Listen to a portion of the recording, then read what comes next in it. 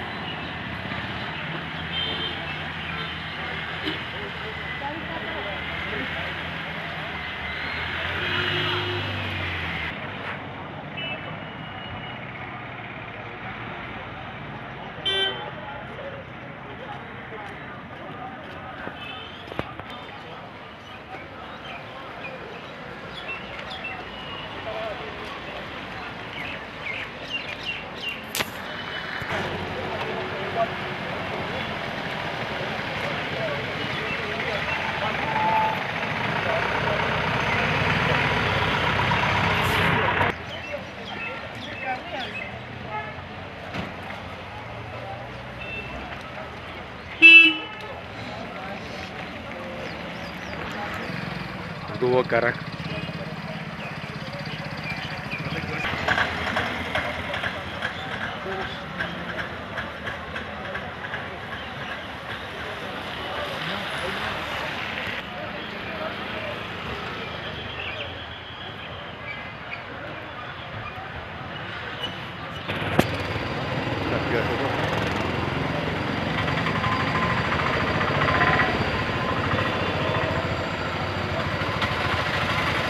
Wat hoor onder?